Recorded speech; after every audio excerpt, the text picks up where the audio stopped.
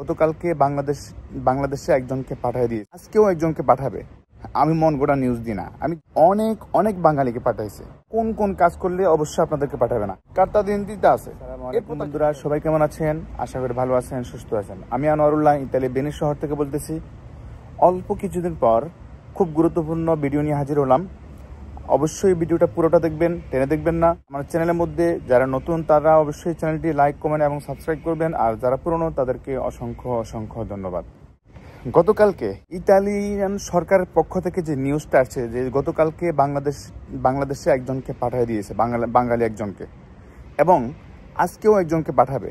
গতকালকে কাকে পাঠাইছে? যে 2015 সালে আসছে তাকে পাঠিয়ে দেওয়া হয়েছে, আর আজকে যাকে পাঠাবে সে আসছিল 2009 সালে। মানে চিন্তা করে দেখেন, অনেক আগে আসছে।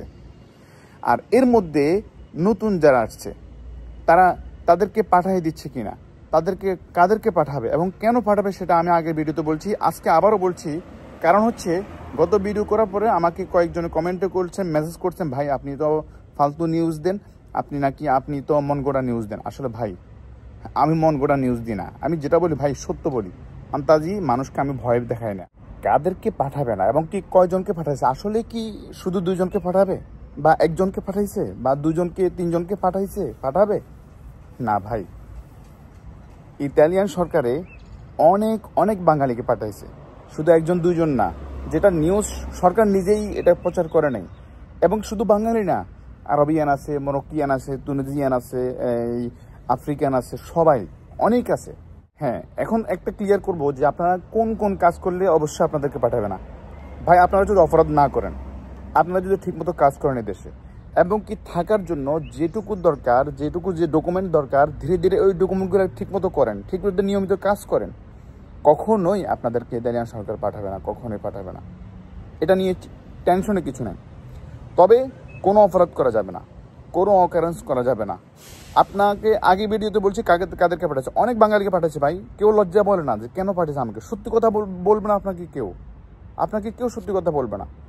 আপনি ঠিকমতো কাজ করেন, নিয়মিত আপনি ডকুমেন্ট যেগুলো দরকার, যদি রেসিডেন্ট সম্ভব হয় রেসিডেন্ট করেন, আর না হলে অস্বীকৃতি করেন, অথবা আপনি যে নিয়ম প্রসেস আছে কেস করেন, নিয়মিত এজেল মারেন, নিয়মিত কাজ করেন, যোগাযোগ করেন, দেখবেন আপনি অপরাধ করবেন না।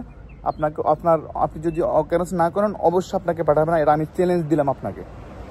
এবং আপনারা কেউ যদি কন যে আমার ভিডিও মিথ্যা, আমি আন্দাজি কথা বলি, আমাকে একটা প্রুফ দেখান যে এরকম অপরাধ, নিরপরাধ মানুষকে পাঠাইছে বাংলাদেশে বা অন্য কোনো দেশে পাঠাইছে। ইতালিয়ান সরকার চায় যে মানুষ কাজ করুক, এইখানে এই দেশটা এরকমই। আর বর্তমানে যে নতুন সরকার যে নতুন নিয়ম করছে, পাইজে চিকুর আইন, সেটা নিয়ে আমি আরেকদিন খোলাসা করবো না, আজকে এই বিষয়ে আলোচনা করবো না। তবে নতুন যারা আছেন তাদেরকে নিশ্চিন্তে কাজ করার জন্য অনুরোধ করছি। কাজ করবেন, কন্ট্রাক্টে কাজ করবেন, অবৈধ কাজ করবেন না।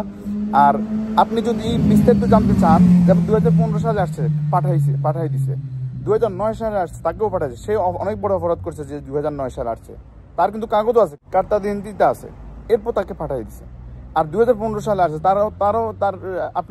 তাকেও পাঠিয়ে দিচ্ছে। সে অনেক পুরনো মানুষ, ভাষা জানে। তাহলে আপনারা টেনশনের কিছু নাই, দুশ্চিন্তার কিছু নাই। কাজ করবেন নিয়মিত, মনোযোগ দিয়ে কাজ করবেন, আর ডকুমেন্ট যেটুকু দরকার সম্ভব করবেন, উকিল ধরে কাজ করবেন, উকিলের পরামর্শ নেবেন প্রয়োজনে। তাহলে আল্লাহ ভরসা আপনাদের কোনো সমস্যা হবে না, এবং ইনশাল্লাহ ধীরে ধীরে আপনাদের সুজন্য হয়ে যাবে। আজকে এই পর্যন্তই, ভালো থাকবেন, ইনশাল্লাহ দেখা হবে আগামী ভিডিওতে। আল্লাহ হাফেজ।